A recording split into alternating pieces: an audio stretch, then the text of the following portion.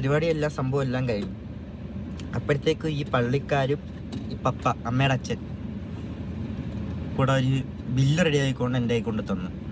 ആ പേരാണ് എന്നെ ഇപ്പോഴും ഇട്ട് ഇങ്ങനെ ഒരു എന്താ ഭീഷണിപ്പെടുത്താന്നൊക്കെ പറയത്തില്ലേ, ആരും ചെയ്യുന്നതല്ല. ഇപ്പം ഇങ്ങനെ മീഡിയാസ് ആണെങ്കിലും ഇങ്ങനെ മൊത്തം പറയത്തില്ലേ, ഇതിൽ സംസാരിച്ച് നോക്ക്, നിന്റെ കഥകൾ മൊത്തവും പുറത്തിറങ്ങും. വീഡിയോ കോളില് ഇപ്പൊ കാണുന്ന അമ്മയില്ലേ രേണുസുതി, പിന്നെ സ്ഥിരം കളിയുണ്ടല്ലോ, സ്ഥിരം കളിയാണ്. രക്ഷയില്ലപ്പാ. ഉദ്ഘാടനം കഴിഞ്ഞിട്ട് കളികളുകൊണ്ടാണ് ഞാൻ പോകാത്ത, സ്ഥിരം കളിയാണ്. ഇതുപോലെ ഒരു സ്ഥിരം കളിക്കാത്തങ്ങ് ഉന്മാദ ലഹരിയിൽ അങ്ങ് ആറാടി നിൽക്കുമ്പോഴത്തേന് ചെയ്തു വെച്ച കാര്യങ്ങളൊന്നും ആരും പുറത്തു പറയത്തില്ല, ചെയ്ത കാര്യങ്ങളൊന്നും പുറത്തു വരുത്തില്ല എന്ന് വിശ്വസിച്ച് ഓരോ ഹൈപ്പിന് മുകളിലേക്ക് ചവിട്ടി കയറിയപ്പോഴത്തേക്കിന് സ്വന്തം മകനായിട്ട് കരുതിയിരുന്ന സുധിയുടെ ആദ്യത്തെ മകൻ തന്നെ വന്ന് ഇതുപോലെ പറയുമെന്ന് നീ ഒരിക്കലെങ്കിലും പ്രതീക്ഷിച്ചിട്ടുണ്ടോ? ഒരിക്കലും പ്രതീക്ഷ കാണില്ല. കാരണം അവൻ ഭയങ്കര ഡ്രഗ്സിന് അടിമയാണ് എന്നുള്ളൊരു കാര്യം ഞാൻ സോഷ്യൽ മീഡിയയിൽ എടുത്ത് വിളമ്പു എന്ന് പറഞ്ഞുകൊണ്ട് അവനെ ചവിട്ടി നിർത്തി, പറഞ്ഞ് പഠിപ്പിച്ച് ചവിട്ടി നിർത്തിയിരുന്നതാ. പക്ഷെ ലൈവ് സ്റ്റോറി പറഞ്ഞതിന്റെ കൂട്ടത്തിൽ അവസാനം സഖി കെട്ടിട്ട് കിച്ചുവിന് പറയാനുള്ള കാര്യം വ്യക്തമായിട്ട് തന്നെ പറഞ്ഞിട്ടുണ്ട്. എന്തായാലും ഇവളുടെ ഈ എക്സ്ക്ലൂസീവ് ഈ പരിപാടിയും ഈ രേണു സുധി എന്ന് പറഞ്ഞൊരു പേര് അതിന്റെ ബാക്കിൽ എടുത്തു വെച്ച് കാണിക്കുന്ന തോന്നിവാസം കണ്ട് സഖി കെട്ടതിന് ശേഷമായിരിക്കും കിച്ചു ഇതുപോലെ ഒരു കാര്യം പറഞ്ഞിരിക്കുന്നത്. കഴിഞ്ഞ 4-5 മാസങ്ങൾക്ക് മുമ്പ് ചെയ്തിട്ടുള്ള വീഡിയോയ്ക്കകത്ത് പ്രോപ്പറായിട്ട് നമ്മൾ പറഞ്ഞിട്ടുണ്ട്, ഒരു ദിവസം ഇവൻ തിരിഞ്ഞു വന്ന് സംസാരിക്കും, ഇതിനെപ്പറ്റി ഇവൻ സംസാരിക്കുക തന്നെ ചെയ്യുമെന്നുള്ളൊരു കാര്യം. ഈ കിച്ചുവായിട്ട് ഇതിനു മുമ്പ് ഞാൻ ഫോണിൽ സംസാരിച്ചിട്ടുണ്ട്.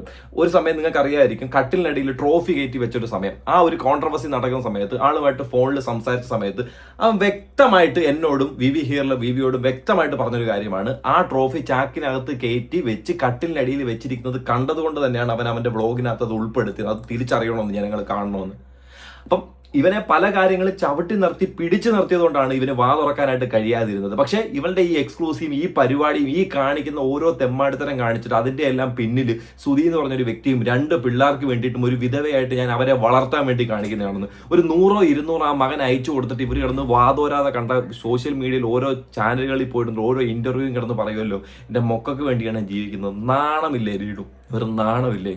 ഒരിക്കലും പ്രതീക്ഷ കാണത്തില്ലേ വിദേശം നിൽക്കുമ്പോഴത്തേന് ഇതുപോലെ തന്നെ ഒരു വിദേശ വനിതയായിട്ട് നിനക്ക് ഇതുപോലെ ജനങ്ങൾക്ക് മുന്നിലേക്ക് വരാൻ പറ്റും എന്നുള്ളൊരു കാര്യം വ്യക്തമായിട്ട് ആ ഇന്റർവ്യൂവിനകത്ത് അല്ലെങ്കിൽ ആ ലൈവ് സ്റ്റോറിക്കകത്ത് അവൻ വ്യക്തമായിട്ട് കാര്യങ്ങൾ പറയുന്നുണ്ട്. നമുക്ക് ഓരോ ഭാഗങ്ങളായിട്ട് എടുത്തു വെച്ച് അനലൈസ് ചെയ്ത് തന്നെ ഞാൻ പറയാം. ഇതിനകത്ത് ഒരു കാര്യം എനിക്ക് ഇൻക്ലൂഡ് ചെയ്യാനുണ്ട്, മരണത്തെക്കുറിച്ച്. പ്രോപ്പറായിട്ട് ആ മരണത്തെക്കുറിച്ച് രേണു കാണിച്ചു കൂട്ടിയ പരിപാടികൾ ഇതിനകത്ത് ഞാൻ എക്സ്പോസ് ചെയ്തിരിക്കും. എല്ലാവരും കൊല്ലത്ത് നിൽക്കുന്നു, അതിൻ്റെ ഇടയ്ക്ക് കൊല്ലത്ത് വെച്ചിട്ട് ചെറിയൊരു വഴക്കായി. ഞങ്ങൾ കോട്ടയം പോകുന്നു.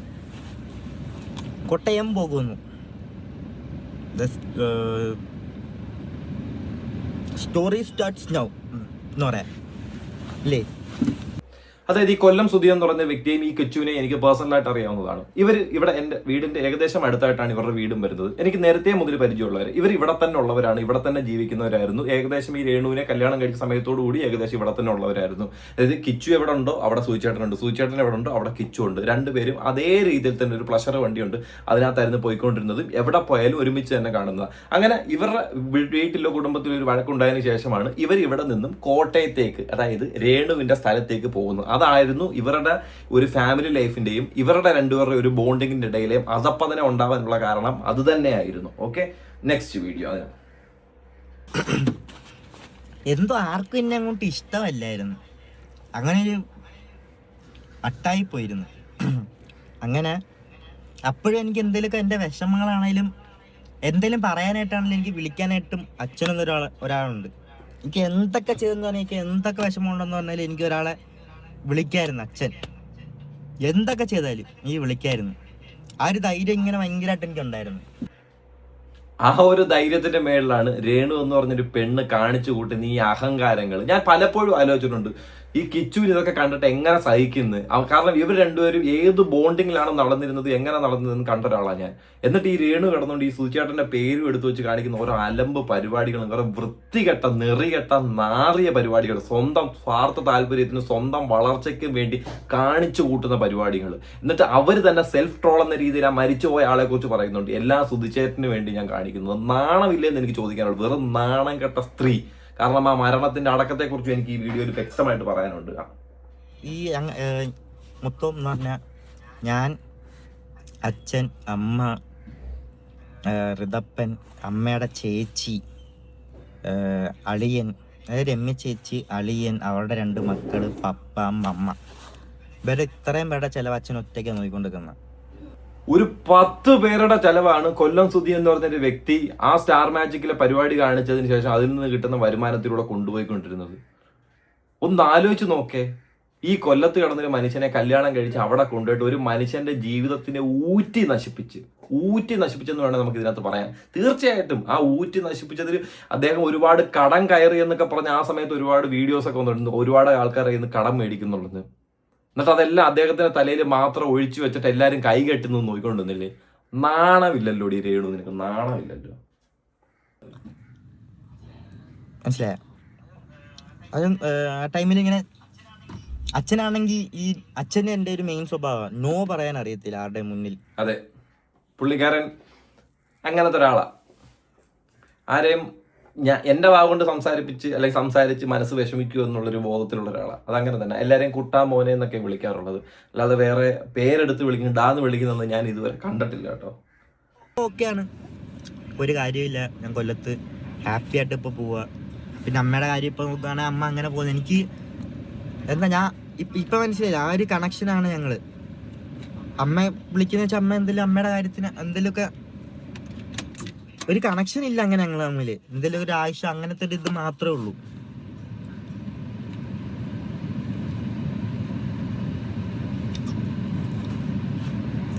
അപ്പം അങ്ങനെയൊക്കെയാണ് കാര്യങ്ങൾ. പക്ഷെ രേണു നമുക്കിടയിൽ വന്ന് പറയുന്നതൊന്നുമല്ല. എന്റെ മക്കളെ ഞാൻ ഇന്നലെയും കൂടെ വിളിച്ചുള്ളൂ, പറ്റിയെടുത്തോണ്ട് വിളിച്ചുള്ളൂ. ഞാൻ ഓരോ വീഡിയോ ചെയ്യുമ്പോഴത്തേനും ഓരോ ഷോർട്ട് ഫിലിം അഭിനയിക്കുമ്പോഴത്തേക്കിനും എന്റെ മോൻ വിളിക്കും, അമ്മ അതിനകത്ത് അഭിനയം നല്ലതായിരുന്നു അമ്മ, അതിനകത്ത് അഭിനയം ഇങ്ങനെ ആയിരുന്നു അമ്മ. അയ്യോ, എന്ത് ബോണ്ടിങ് ആണെന്നാണെന്നറിയോ ജനങ്ങൾക്ക് മുന്നിലേക്ക് കിടന്ന് കാണിച്ചുകൊണ്ടിരിക്കുന്നത്. ഇതൊക്കെ കണ്ടിട്ട് ഞങ്ങളായുള്ള ജനങ്ങൾ ഇതെല്ലാം വിശ്വസിക്കണമില്ലേ? ഇതൊക്കെ കണ്ടപ്പോഴേ നമുക്കറിയാം നീ കാണിക്കുന്ന വെറും അലമ്പ് പരിപാടി. നിന്നെക്കുറിച്ച് അറിയാത്തതും സുധിയെക്കുറിച്ച് അറിയാത്തതും കിച്ചുവിനെ കുറിച്ച് അറിയാത്തതും ഈ സോഷ്യൽ മീഡിയ മാത്രം കാണുന്ന ജനങ്ങൾക്ക് ഇതൊക്കെ ചിലപ്പോൾ നീ പറയുന്ന വലിയ സത്യമായിട്ട് തോന്നിയേക്കാം. നമ്മൾ ഇതൊക്കെ അറിയാഞ്ഞിട്ട് മിണ്ടാതിരുന്ന കാര്യം എന്താണെന്ന് പറയുക, ഈ ചെറുക്കൻ വാ തുറക്കണം. ഈ ചെറുക്കൻ എന്തെങ്കിലും വാ തുറന്ന് അവന്റെ ജീവചരിത്രം എന്തുവാണെന്ന് നമ്മൾ പറഞ്ഞു കഴിഞ്ഞാൽ ഇതിന്റെ ക്ലാരിഫിക്കേഷൻ എന്തോളെന്ന് വരുത്തോളെന്ന്. സത്യമായിട്ട് ഈ ഒരു കാര്യത്തിന് വെയിറ്റിംഗ് ആയിരുന്നു. ഇത് അധികം നീണ്ടില്ല. നിന്നെ ഈ എക്സ്പോസ് ചെയ്തിട്ടുള്ള സാധനം 1 ഇയർ പോലും നീണ്ടില്ല. കാരണം ഇപ്പൊ നീ കാണിക്കുന്ന പരിപാടി മാർജിനും അപ്പുറമാണെന്നുള്ളത് ആ കൂടെ നിന്ന ചെറുക്കന് വ്യക്തമായിട്ട് മനസ്സിലായ ഒരു കാര്യം. അതുകൊണ്ട് തന്നെ ആയിരിക്കും നീ ഇപ്പൊ ഈ രീതിയിൽ നിന്ന് ഉരുകേണ്ട ഒരു അവസ്ഥ നിനക്കുണ്ടായിരിക്കുന്നത്. അടുത്തത് ആ പേരാണ് എന്നെ ഇപ്പോഴും ഇട്ട് ഇങ്ങനെ ഒരു എന്താ ഭീഷണിപ്പെടുത്താനൊക്കെ പറയത്തില്ലേ? ആരും ചെയ്യുന്നില്ല. ഇപ്പം ഇങ്ങനെ മീഡിയാസ് ആണെങ്കിലും ഇങ്ങനെ മൊത്തം പറയത്തില്ലേ, ഇതിൽ സംസാരിച്ച് നോക്ക്, നിന്റെ കഥകൾ മൊത്തം പുറത്തിറങ്ങും. അങ്ങനെ കുറച്ച് സംഭവങ്ങളൊക്കെ ഉണ്ടായിട്ടുണ്ട്. കാരണം എൻ്റെ ലൈഫ് ഇതാക്കിയ മനസ്സിലാവും. അതായത് ഈ പയ്യൻ ആ ഒരു സമയത്ത് ആരുമില്ലായിരുന്ന സമയത്ത് ഡ്രഗ്സിന് അടിമപ്പെട്ടു പോയി എന്ന് പറഞ്ഞാൽ അതിപ്പം പുതിയ സംഭവമൊന്നുമല്ല, പുതിയ നാട്ടിൽ നടക്കുന്ന ആദ്യത്തെ കാര്യമൊന്നുമല്ല. പക്ഷെ അതിൽ നിന്ന് പിൻവലിക്കുക, പിൻകൊണ്ടുവരിക, കൂടെ പിടിച്ചു നിർത്തുക, ചേർത്ത് നിർത്തുക എന്നുള്ളത് കുടുംബത്തിന്റെ ഉത്തരവാദിത്വമാണ്. ആ സമയത്ത് അവരത് ചെയ്തോ? ഇല്ല. പകരം അവരെന്തോ എന്നറിയോ, രേണുവിന്റെ എക്സ്പോസിങ് വീഡിയോ അതുപോലെ തന്നെ കണ്ടിന്യൂ ചെയ്യണം. രേണു ഇപ്പൊ ജീവിക്കുന്ന ജീവിത രീതി അതുപോലെ തന്നെ കണ്ടിന്യൂ ചെയ്യുന്നത്, അങ്ങനെ തന്നെ ജീവിക്കുകയും വേണം. പക്ഷെ കിച്ചു അതിനെപ്പറ്റി ഒരു അക്ഷരം മിണ്ടരുത്. ഈ രേണു കാണിച്ചിട്ടുള്ള പല കാര്യങ്ങളും കിച്ചു മിണ്ടരുത്. വാ തുറന്നു കഴിഞ്ഞാൽ ഞാൻ ഈ കാര്യങ്ങൾ മൊത്തം നാട്ടുകാരുടെ മുന്നിൽ വിളിച്ചു പറയുമെന്ന്. ഒരു തള്ളക്ക് ചെയ്യാൻ പറ്റിയ ഒരു കാര്യമാണോ ഇത്? ഇനി പറയാം വളർത്തമ്മയാണ്. എന്നാലും പോട്ടെ, വളർത്തമ്മക്ക് ഒരുപാട് ആൾക്കാരുണ്ട്, അവർക്ക് ചെയ്യാൻ പറ്റിയ ഒരു കാര്യമാണോ ഇത്? സ്വന്തം സ്വാർത്ഥ താല്പര്യത്തിന് വേണ്ടി അല്ലേ? അതായത് ഒരു ചെറുക്കനെ, ഒരു പ്രായപൂർത്തിയായ ഒരു ചെറുക്കനെ പിടിച്ചു നിർത്തുന്നു. എന്നിട്ട് കാണുന്ന ക്യാമറയുടെ മുന്നിലല്ല അത് എൻ്റെ മോനാണ്, എൻ്റെ ചക്കര മോനാണ്, എൻ്റെ മുത്തുവാണ്, എൻ്റെ ഒലക്കട മൂടാണ്. അപ്പൊ ഇതൊക്കെ കേൾക്കുമ്പോഴത്തേന് ആ ചെറുക്കന്റെ മാനസികാവസ്ഥ എന്തുമായിരിക്കും? തൊട്ടപ്പുറത്ത് എന്നെ തന്തയ്ക്ക് വിളിച്ചിട്ട് നീ ഇപ്പുറം വന്നിട്ട് എന്നെ പൊന്നെ ചക്കരയെന്ന് വിളിക്കുന്നല്ലോ ഒന്ന്. ഇവിടെ നീ പഠിച്ച കള്ളിയാ, നീ പഠിച്ച കള്ളിയും വെറും വെറും അലമ്പ് സ്ത്രീ, വൃത്തികെട്ട സ്ത്രീയാ നീ. ഭയങ്കര ഒറ്റപ്പെട്ട് ഇങ്ങനെ ഇതായിപ്പോയി സമയത്ത് കാട്ടിക്കുട്ടികളൊക്കെ വരും.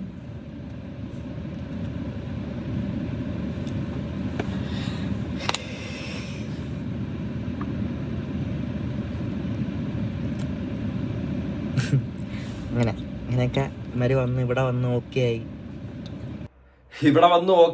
എന്തോ ഓക്കെ ആയി. അവിടെ വന്നതിന് ശേഷം, ഈ മരണത്തിന് ശേഷം അധിക നാൾ അവൻ അവിടെ കണ്ടിന്യൂ ചെയ്തില്ല. എല്ലാവരും പറയുന്നു, ഈ രേണു ഉൾപ്പെടെ പറയുന്നത് എന്തുവാ, അവന് കൊല്ലത്ത് പഠിക്കണമെന്ന് ആഗ്രഹം, അതുകൊണ്ട് കൊല്ലത്ത് അവന്നൊന്ന് പഠിക്കുമല്ലോ, പിന്നെ എങ്ങനെ ഇങ്ങോട്ട് വരുന്നെന്നുള്ളൊരു കാര്യം. ഒരു നാണമില്ലാതെ ആ ഒരു ചെറുക്കൻ്റെയും ആ ഒരു കൊച്ചു ചെറുക്കൻ്റെയും പേരിൽ കിട്ടിയൊരു വീടിനകത്ത് കിടന്ന് നിരങ്ങാതെ, നാണം കെട്ട രേണു നിരങ്ങാതെ ഇനിയെങ്കിലും ആ മൂത്ത മോൻ വന്നിട്ട് ജീവചരിത്രം എന്തുവാന്ന് വരെ പറഞ്ഞിട്ട് ഈ നാണം കെട്ട് കിടന്ന് നിരങ്ങാതെ ഇച്ചിരിയെങ്കിലും ഉളുപ്പുണ്ടെങ്കിൽ ചെയ്യുന്ന വീഡിയോയ്ക്കകത്ത് കുറച്ച് പൈസ നിനക്ക് കിട്ടുന്നുണ്ടെങ്കിൽ എങ്ങോട്ടെങ്കിലും മാറും. വെറും നാണമില്ലാതെ കിടന്ന് അലമ്പ് സ്വഭാവം കാണിക്കുന്നത്, വെറും നാണമില്ലാത്ത സ്ത്രീയാവാതെ. അത്രേ ഉള്ളൂ.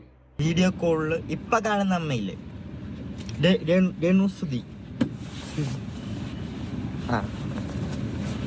രേണുസുതി ആദ്യം അമ്മേനെ വീഡിയോ കോളിൽ കാണുന്ന ആ ടൈമിൽ ഭയങ്കരമായിട്ട് കമ്പനിയായി അമ്മയായിട്ട്, സൂപ്പറായിരുന്നു ആ ടൈമിൽ. അപ്പം അങ്ങനെ ഒരു ദിവസം അമ്മ ഞങ്ങൾ എറണാകുളത്ത് നിൽക്കുമായിരുന്നു. ആദ്യം ഞാൻ കാണാൻ വന്ന് ഇങ്ങനെ കണ്ട് ഭയങ്കരമായിട്ട് കമ്പനിയായി, മനസ്സിലായി, അങ്ങനെ ഒരു ഭയങ്കര കമ്പനിയായി. ഇങ്ങനെ ഒരു ഇതില്ല, ഇങ്ങനെ കമ്പനിയായി. പിന്നെ അച്ഛനും ഇങ്ങനെ എൻ്റെ അടുത്ത് നിന്നിട്ട് ഇങ്ങനെ ഒരു ദിവസം എൻ്റെ അടുത്ത് വെച്ച് ഇങ്ങനെ ഞാൻ കല്യാണം കഴിക്കട്ടെ, നിനക്ക് എന്താണ് പറയാനുള്ളത്, അച്ഛന് ഇഷ്ടമാണോ, ഞാൻ ഇങ്ങനെ വെച്ചാൽ അച്ഛന് ഇഷ്ടമാണോ, നമുക്ക് ആ രീതിയിൽ പറഞ്ഞ്. അപ്പം അങ്ങനെ കൊല്ലത്തെ വീട്ടിലൊക്കെ വന്ന് ഇവിടെ സംസാരിച്ച്, വല്യമ്മയൊക്കെ ആയിട്ട് സംസാരിച്ച്. അല്ല, അതിൻ്റെ ഇടയ്ക്ക് ഇത് കിടന്നിട്ടുണ്ട്, വീണയും അച്ഛനും തമ്മിൽ ഡിവോഴ്സ് കാര്യങ്ങളെല്ലാം ആയി. ഇങ്ങനെ പൈസ കൊടുക്കണം അങ്ങനത്തെ രീതിയിൽ ഉള്ള രീതിയിൽ പൈസയൊക്കെ കൊടുത്ത് ഡിവോഴ്സായി. അത് കഴിഞ്ഞിട്ടാണ് അമ്മേനെ കെട്ടുന്നതും കേട്ടോ ഇപ്പോഴത്തെ. അതായത് കിച്ചു ആ സമയത്ത് യെസ് പറഞ്ഞിട്ടുള്ള ഒരു കാരണം എന്ന് വെച്ചാൽ അന്ന് ഭയങ്കര കമ്പനിയായിരുന്നു. അതായത് സുചേട്ടനുള്ള സമയത്ത് പാല ചക്കര തേന എന്നൊക്കെ ഒലിപ്പിച്ച് നടന്ന് കൂടെ നിന്നിരുന്ന ഒരു ഈ പറയുന്ന രേഷ്മയായിരുന്നു. പിന്നെ അതിന് ശേഷമാണ് രേണു സുതി ആയത്. രേണു സുതിയിൽ നിന്നും രേണു സുതിയുടെ ഇല്ലാതെ ആ ഒരു അവസ്ഥയിലേക്ക് എത്തിയപ്പോഴത്തേക്കാണ് രേണു സുതി ഇച്ചിവിടെ എക്സ്പോസ്ഡ് ആയത്. അപ്പൊ പിന്നെ ആ പഴമയും കാര്യങ്ങളൊന്നുമില്ല, കാര്യം കഴിഞ്ഞല്ലോ. ഇതിന്റെ വേറെ ഉണ്ടായിരുന്ന ഒരു വ്യക്തി സുതി ആയിരുന്നല്ലോ, സുതി അങ്ങ് പോയല്ലോ, പിന്നെ ഇനി അതെനിക്ക് മൂട് താങ്ങേണ്ട ആവശ്യമില്ല. സുതി ഉണ്ടായിരുന്നെങ്കിൽ എനിക്ക് അതിനെ ചക്കര മോനെ എന്ന് വിളിച്ചാൽ മതിയായിരുന്നല്ലോ. അത്രേ ഉള്ളൂ. ആ ഒരു സംഭവത്തിന്റെ ക്ലാരിഫിക്കേഷൻ ആ കൊച്ചി ഇത്ര നീട്ടി പറഞ്ഞിരിക്കും നമുക്ക് മുന്നിൽ. ഫ്ലവേഴ്സിലെ മായിലായ ചേട്ടൻ ചോദിച്ചു, നിനക്കും ഋതപ്പൻ്റെ പേരിലും കൂടെ ഒരു വീട് വെച്ച് തരാം, നിനക്ക് എവിടെ വേണം വീടെന്ന് ചോദിച്ചു. ഞാൻ ആ ടൈമിൽ അവരുടെ ഒരു സ്നേഹമൊക്കെ ഒരു ഇതൊക്കെ കണ്ടിട്ട് ഋതപ്പൻ്റെ കാര്യം ഓർത്ത് എൻ്റെ മനസ്സിൽ ഇതായിരുന്നു പ്ലാൻ. ഒരു എന്തെങ്കിലുമൊക്കെ പഠിക്കാന്നുള്ള രീതിയിലെല്ലാം മാറി നിൽക്കാൻ എനിക്ക് ഇവിടെ പറ്റത്തില്ല, എനിക്ക് അവിടെ നിൽക്കാൻ ഒട്ടും പറ്റത്തില്ല, അച്ഛനില്ലാതെ ഒട്ടും പറ്റത്തില്ല. ഒരു എന്താ പറയണ്ട, ഒന്നും ഇതാ എൻ്റെ ഒരു അനുഭവിച്ചു കഴിഞ്ഞാൽ മനസ്സിലാവും എന്ത് സംഭവം, എങ്ങനെ പറയണം എന്നറിയത്തില്ല. അങ്ങനെ കൊല്ലത്ത് വന്നപ്പോഴത്തേക്ക് ഞാൻ ഈ പരിപാടി എങ്ങനെ പറയണമെന്ന് അറിയത്തില്ല എന്നുള്ളതിനകത്തൊരു കാര്യമുണ്ട്. അതായത് ആ കുടുംബത്തിന്റെ കൂടെ അവന് സുധി എന്ന് പറഞ്ഞൊരു വ്യക്തിയില്ല അതവിടെ നിൽക്കാനായിട്ട് കഴിയത്തില്ല. കാരണം അവനെ അവിടെ പിടിച്ചു നിർത്തുന്നുണ്ടെങ്കിൽ, അവൻ ആരെങ്കിലും സ്നേഹം കൊടുക്കുന്നുണ്ടെങ്കിൽ അത് സുധി എന്ന് പറഞ്ഞൊരു വ്യക്തി ആയിരിക്കാം. ആ ഒരു വ്യക്തി ഇല്ല, പിന്നെ ആ ഒരു സാധനം അവിടെ നിന്നും കിട്ടത്തില്ല. അതുകൊണ്ടാണ് ഞാൻ പറയുന്നത്, നാണമില്ലാതെ ആ വീട്ടിൽ നിന്ന് ഇറങ്ങിപ്പോകണം. തങ്കച്ചനും തങ്കച്ചൻ്റെ ഭാര്യയും രേണുവും രേണുവിൻ്റെ ചേച്ചിയും എല്ലാവരും. അത്രേ ഉള്ളൂ. അല്പമെങ്കിലും ഉളുപ്പുണ്ടെങ്കിൽ ഇല്ല. ഞാൻ നിർത്തി, മനസ്സിലായോ? കൊല്ലത്ത് നിന്ന് എനിക്കൊരു 3 കൂട്ടുകാരെ കിട്ടി. പണ്ടോട്ടുള്ള കൂട്ടുകാരാ, എൻ്റെ കുഞ്ഞിലോട്ട്. ഞാൻ അത് വാട്ടവർ അവൻ അവൻ്റെ കൊല്ലത്ത് വന്നപ്പോഴത്തേക്ക് അവന് ഹാപ്പി ആയിട്ടിരിക്കാനായിട്ട് കുറച്ച് ആൾക്കാരെ അവന് കിട്ടി. അവൻ അതിലൂടെ ഹാപ്പിനെസ് കണ്ടെത്തി. അവൻ അതിലൂടെ അവൻ്റെ ഒരു വഴി എന്താണെന്ന് കണ്ടുപിടിച്ചു. അതിലൂടെ ഒരു യൂട്യൂബ് ചാനൽ തുടങ്ങുന്നു, ക്ലാസ് ഒരു സൈഡിൽ കൂടെ കൊണ്ടുപോകുന്നു. അതിലൂടെ അവൻ്റെ വ്ളോഗുകൾ കാര്യങ്ങൾ എന്തൊക്കെയാണെന്നുള്ള ഒരു സൈഡിൽ കൂടി ഇട്ടു പോകുന്നു. എന്നാൽ രേണു തൊട്ടപ്പുറത്ത് രേണു സുധി, അതായത് സുധി എന്ന് പറഞ്ഞൊരു വ്യക്തി ഒരു സൈഡിൽ കൂടെ വിറ്റ് തുടങ്ങി. എവിടുന്ന് വിറ്റ് തുടങ്ങി എന്ന് വെച്ചാൽ ആ ശവക്കല്ലറയിൽ നിന്ന്, ആ ജൂൺ 5-ാം തീയതി കാണിക്കുന്ന ആ ഒരു ശവക്കല്ലറയിൽ നിന്ന് തൊട്ട് തന്നെ വിറ്റ് തുടങ്ങി. ആ വിറ്റ് തുടങ്ങിയതാണ് ഇതിനകത്ത് മെയിൻ സാധനങ്ങൾ. ഇതെല്ലാം പരിപാടിയെല്ലാം സംഭവം എല്ലാം കഴിഞ്ഞു. അപ്പോഴത്തേക്ക് ഈ പള്ളിക്കാരും ഈ പപ്പ, അമ്മയുടെ അച്ഛൻ കൂടെ ഒരു ബില്ല് റെഡി ആയിക്കൊണ്ട് എൻ്റെ കൊണ്ട് തന്നു. 1,80,000 രൂപ അങ്ങാണ്ട് മൊത്തം അച്ഛൻ്റെ സംഭവങ്ങളെല്ലാം ഇതാക്കിയതിന് 1,80,000 രൂപ ബില്ലെന്ന് പറഞ്ഞിട്ട് എൻ്റെ കൊണ്ട് തന്നത്. ഫ്ലവേഴ്സ്. നാണമില്ലേ രേണു നിനക്ക്? ഒരു വ്യക്തിയുടെ, അതായത് സ്വന്തം ഭർത്താവ് എന്ന് പറയുന്ന ഈ കൊല്ലം സുധി എന്ന് പറഞ്ഞ വ്യക്തിയുടെ അടക്കത്തിന് ശേഷം 1 ലക്ഷത്തിന് പുറത്തൊരു ബില്ല് കൊണ്ടുവന്നിട്ട് ആ ചെറുക്കൻ്റെ കയ്യിലോട്ട് കൊണ്ട് കൊടുക്കുന്നു. ഒരു കാര്യം ഒന്ന് ആലോചിച്ച് നോക്കണം. ഇത് ജാതിയും മതവും കാര്യങ്ങൾ പറയുന്നതല്ല. സുധി എന്ന് പറയുന്നൊരു വ്യക്തി ഹിന്ദു സമൂഹത്തിൽ ജീവിച്ചൊരു വ്യക്തിയാണ്. മര്യാദയ്ക്ക് പ്രോപ്പറായിട്ട് കാര്യങ്ങൾ ഇവിടെ കഴിയേണ്ട ഒരു വ്യക്തിയാണ്. ഇത്ര പോലും ചെലവില്ലാതെ അവിടെ നിന്ന് അവിടെ ഒരു ശവക്കല്ലറ ഉണ്ടാക്കുകയും അവിടെ കൊണ്ട് പ്രതിഷ്ഠിക്കുകയും അവിടെ ശവക്കല്ലറ നിർമ്മിക്കുകയും ചെയ്ത് ആ പള്ളിയിലച്ചൻ ഫ്രോഡാണെന്ന് വരെ തെളിഞ്ഞ് അയാൾ വരെ അകത്തു പോയ സ്ഥിതിക്ക് നീ കാണിച്ചത് എന്ത് ഫ്രോഡ് പരിപാടി? എന്തിനു വേണ്ടിയിട്ട് അത് കാണിച്ചു? എന്തിനു വേണ്ടിയിട്ട് കാണിച്ചു? അത് ചോദിക്കണം. ഈ ചെറുക്കൻ എന്തിനു വേണ്ടിയിട്ട് കാണിച്ചു എന്ന് ചോദിക്കണമായിരുന്നു. അതായിരുന്നു അവിടെ വേണ്ടത്. ആരും പേരും ഇല്ലാതെ, ഒരു മനുഷ്യൻ പോലും ഇല്ലാതെ ഒരു സ്ഥലത്ത് അവിടെ കൊണ്ട് അദ്ദേഹത്തെ അടക്കേണ്ട കാര്യം എന്തായിരുന്നു? എന്നിട്ട് അതിനൊരു ബില്ലുണ്ടാക്കേണ്ട കാര്യം, ആ ബില്ലുകൊണ്ട് ഈ ചെറുക്കൻ്റെ കൈ കൊടുത്ത് ഇവളുടെ മാനസികാവസ്ഥ ഒന്ന് ആലോചിച്ച് നോക്കണേ. ഇവൾ അത്ര പ്രോപ്പർ അത്ര വെടുപ്പായിട്ടുള്ള ഒരാളാണ്. അടുത്ത വോയിസിനകത്ത് വരുന്നുണ്ട് അവളുടെ വെടുപ്പെന്ന് തോന്നുന്നത്. ആരുടെ കൊടുക്കെന്ന് പറഞ്ഞിട്ട് എൻ്റെ കൊണ്ട് തന്നു.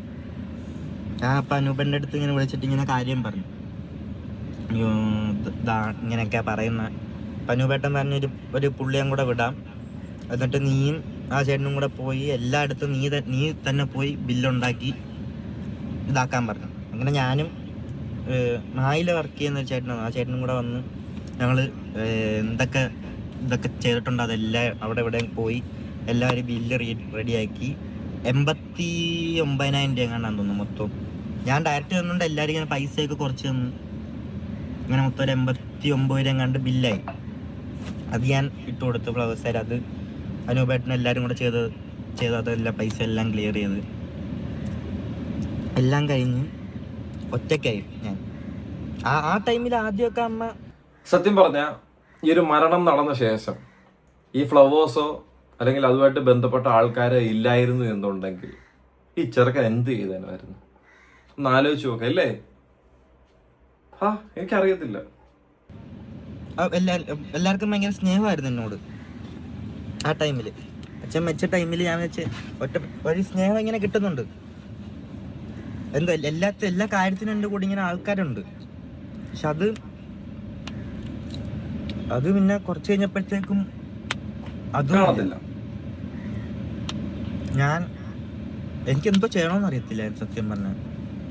ഡ്രഗ്സിനോട് ഭയങ്കരമായിട്ട് ഞാൻ അഡിക്റ്റ് ആയിപ്പോയി ആ ടൈമിൽ. അത് പിന്നെ ഒരിക്കലും അതുപോലുള്ള സ്നേഹം കാണത്തില്ല. കാരണം ആ കൂടെ നിൽക്കുന്ന ഒരാൾക്ക് പോലും ചേർത്ത് പിടിക്കണമെന്ന് ഒരു ആഗ്രഹവും ഇല്ലാത്തവരാ. എങ്ങനെയെങ്കിലും ആ ചെറുക്കനെ ആ വീട്ടിൽ നിന്ന് അടിച്ചിറക്കണമെന്ന് മാത്രം ആഗ്രഹം കൊണ്ട് നടക്കുന്നവരാ നമ്മൾ കണ്ടിട്ടുണ്ട്. കാരണം എന്താ പറയുന്നത് വെച്ചാൽ ഇവന്റെ 2ാമത്തെ 3ാമത്തെ ആ വീട്ടിൽ പോകുന്ന ഒരു വ്ളോഗിനകത്ത് കാണാം, ഇവൻ ആ വീട്ടിൽ വന്നിട്ട് ഒരു പട്ടിക്കഞ്ഞ് പോലും തിരിഞ്ഞു നോക്കാതെ അവരവരുടെ കാര്യം നോക്കിയിരിക്കുന്ന ഒരു കാര്യം ആ വ്ളോഗിനകത്ത് വ്യക്തമായിട്ട് ആ ചെറുക്ക് ഇട്ടിട്ടുണ്ട്.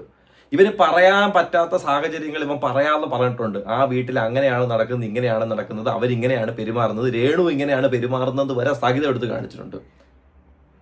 അവനെ വീണ്ടും അവിടെ വാലിൽ ചവിട്ടി നിർത്തി എന്ന് പറയുന്നത് പോലെ തന്നെ പിടിച്ചു നിർത്തി, ഇതൊക്കെ ഞാൻ ക്യാമറയുടെ മുന്നിൽ പറയും, നീ ആരോടെങ്കിലും എന്തെങ്കിലും പറഞ്ഞാലുണ്ടെന്ന്.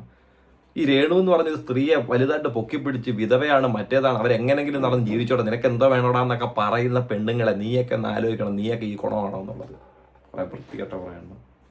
ബട്ടം വല്ല പ്രാങ്ക് വല്ലതാണോ അത് എനിക്കങ്ങോട്ട് ഒരു അക്സെപ്റ്റ് ചെയ്യാൻ പറ്റുന്നില്ല. എനിക്ക് അവിടെ ചെന്നാലേ എനിക്ക് ഇനി ഒരു സമാധാനം കിട്ടത്തുള്ളൂ. എനിക്ക് ചെല്ലണം. അപ്പോഴത്തേക്കും കാറിങ്ങനെ പൊക്കോണ്ടിരിക്കുന്നിടത്ത് ഇവര് അടിച്ചുപൊളിയാ പോകുന്ന വഴിക്ക് ഒരു 5 സ്റ്റാർ ഹോട്ടലിൽ ഞാൻ ഇങ്ങനെ ഇരിക്കുക, എന്തോ ചെയ്യണമെന്ന് അറിയത്തില്ല. എനിക്ക് എൻ്റെ ഈ പറയുന്നത് എന്താന്ന് നിങ്ങൾക്ക് മനസ്സിലായോ? അതായത് കൊല്ലം സുധി മരണ വാർത്ത അറിഞ്ഞതിന് ശേഷം അങ്ങോട്ടേക്ക് വണ്ടിയിൽ പോകുമ്പോഴത്തേക്കിന് കാറിനകത്ത് അടിച്ചുപൊളി 5 സ്റ്റാർ ഹോട്ടലിൽ ഫുഡ് കഴിക്കാനായിട്ട് നിർത്തുന്നു. ഒന്ന് ആലോചിച്ച് നോക്കേ രേണുവിന്റെ ആ അടുത്ത ദിവസം മുതലുള്ള ആ ഒരു സന്തോഷം എന്തുവാണെന്നുള്ളത്. ഇതൊക്കെ എവിടെ നടക്കുന്ന കാര്യങ്ങളാ? ആ മരണത്തിലും സംശയം കൊണ്ടുവരേണ്ട ഒരു കാര്യമുണ്ട് സത്യം പറഞ്ഞ.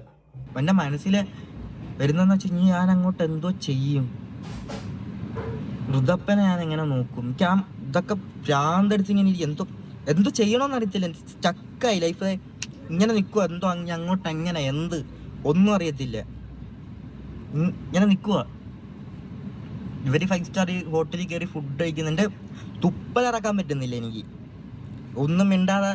എനിക്ക് അന്നോട്ട് തുടങ്ങിയത് എനിക്കൊന്നും റെസ്പോൺസ് ചെയ്യാൻ പറ്റുന്നില്ല, എനിക്ക് ഒന്നിനോടൊന്നും. ഭയങ്കരമായിട്ട് ഒറ്റടി ഇങ്ങനെ എന്തോ ആയിപ്പോയി. ഞാൻ ഹോട്ടലിൽ കയറുന്നു, ഫുഡ് കഴിക്കുന്നു, വീണ്ടും പോകുന്നു, ആശുപത്രി എത്തുന്നവരെ ചിന്തിക്കും ഇതൊക്കെ ഒരു പ്രാങ്ക് എന്നായിരിക്കണേ, അങ്ങനെ എന്തെങ്കിലുമൊക്കെ ആയിരിക്കണേ. പക്ഷെ പോകുന്ന വഴിക്ക് ഒരു ന്യൂസ് ഇട്ടേക്കുക, ന്യൂസിനകത്ത് കണ്ട്. പക്ഷെ എനിക്ക് അപ്പോഴും എനിക്ക് അങ്ങോട്ട് അക്സെപ്റ്റ് ചെയ്യാൻ പറ്റുന്നില്ല. എന്തോ നേരെ ചെന്ന് ആദ്യാച്ഛനെ അവിടെ പോയി കണ്ട് ബാക്കി അല്പം സെന്റിമെന്റ്സ് വരുന്നൊരു ടോപ്പിക് ഈ ഒരു കാര്യത്തെക്കുറിച്ച്. അതായത് ആശുപത്രി ചെല്ലുന്നു, കാണുന്നു, ആ മരിച്ചു കിടക്കുന്ന ബോഡി കാണുന്നു. പക്ഷെ രേണു സുധിക്ക് അവിടെ സന്തോഷമാണ്. ക്യാമറയുടെ മുന്നിൽ കിടന്ന് നിലവിളിക്കുന്ന രേണു മാത്രമല്ല, ക്യാമറയ്ക്ക് അവിടെ ഉള്ളിൽ കുറെ സന്തോഷങ്ങളായിരുന്നു രേണു സുധി കാണിച്ചു വിട്ട്. ഇനി കുറെ കാര്യങ്ങൾ ചിലപ്പം നൗ ഇറ്റ് മേക്ക് സെൻസ് ആവും. ഈ ഒരു മരണത്തിന് ശേഷം 2-3 മാസത്തിന് ശേഷം രേണുവിനെ ഒരു ഹോസ്പിറ്റലിൽ വെച്ച് കണ്ടു എന്ന് ഹനാൻ പറഞ്ഞൊരു കാര്യം രേണു ഭയങ്കര എക്സ്പോസ്ഡ് ആയിട്ട് നടക്കുന്നു എന്ന് ആ നാട്ടുകാർ പറയുന്ന ഒരു കാര്യം. രേണു എന്തൊക്കെയോ സാധനങ്ങൾ മരണത്തിന്റെ 3-4 ദിവസം കഴിഞ്ഞപ്പം ഒരു തുണിക്കടയിൽ പോയി മേടിച്ചോണ്ട് വന്നു എന്ന് പറഞ്ഞ് പല ഓഡിയോസും കാര്യങ്ങളൊക്കെ വന്നിട്ടുണ്ടായിരുന്നു. ഇതെല്ലാം തമ്മിൽ ഒന്ന് കണക്ട് ചെയ്ത് നോക്കുമ്പോഴത്തേന് മനസ്സിലാവും ഈ ഒരു മരണം കൊണ്ട് ഏറ്റവും കൂടുതൽ ഉപകാരപ്പെട്ടത് രേണുവിന് മാത്രമാണ്. അതായത് രേഷ്മ പി തങ്കച്ചലിൽ നിന്നും രേണു സുധിയിലേക്കുള്ളൊരു പരിണാമം, ആ ഒരു പരിണാമത്തെ എങ്ങനെ വളർത്തിയെടുക്കണമെന്നുള്ളത് വ്യക്തമായിട്ട് ആ പെണ്ണിന് മനസ്സിലായി. അത് വ്യക്തമായിട്ട് ജനങ്ങൾക്ക് മുന്നിലേക്ക് എടുത്ത് കാണിച്ചു തന്നത്. അല്പമെങ്കിലും നാണോ ഉളുപ്പും ഉണ്ടെങ്കിൽ ഈ ഒരു കാര്യത്തിന് വ്യക്തമായൊരു ധാരണ കൊടുക്കണം. എന്തായാലും രേണുവിനെ കൊണ്ട് കൊടുക്കാനായിട്ട് കഴിയത്തില്ല. കാരണം രേണു സുധി എന്ന് പറയുന്ന ഒരു വ്യക്തിയെ വിൽക്കാതെ ഇനി ഒരിക്കലും ജീവിക്കാനായിട്ട് കഴിയത്തില്ല. ആ ഒരു പേരിന്റെ ഒരു ഐഡന്റിറ്റി ഇല്ല എന്നുണ്ടെങ്കിൽ രേണു വെറും പൂജ്യമാണ്, വെറും കോഴിമുട്ടയ്ക്ക് പോലും തുല്യമല്ലാത്തൊരു ഒരു പീസായി, ഒരു ആവശ്യമില്ലാത്തൊരു പീസായി മാറിയിരിക്കുക. ഇനിയെങ്കിലും വ്യക്തമായിട്ട് ആ സുധി എന്ന് പറയുന്നൊരു പേരില്ലാതെ നീ കാണിച്ചു കൂട്ടിയ കാര്യങ്ങളെല്ലാം സ്വന്തം മകനായിട്ട് നിന്നിരുന്ന വ്യക്തി തന്നെ വന്ന് പറഞ്ഞിട്ടുണ്ട് നിന്റെ സ്വഭാവം എന്താണെന്നും, കല്യാണം മുമ്പ് എങ്ങനെയാണെന്നും, കല്യാണത്തിന് ശേഷം എങ്ങനെയാണെന്നും, മരണത്തിന് ശേഷം എങ്ങനെയാണെന്നുള്ളൊരു കാര്യം. ആ ഒരു ഐഡന്റിറ്റി വിട്ടിട്ട് സ്വന്തമായിട്ട് രേണു എന്നൊരു നിലനിൽപ്പിൽ നിന്ന് ജനങ്ങൾക്ക് മുന്നിലേക്കൊന്ന് കാണിച്ചു കൊടുക്ക്. അല്പമെങ്കിലും മാനാഭിമാനവും ഉളുപ്പും ഉണ്ടെന്നുണ്ടെങ്കിലും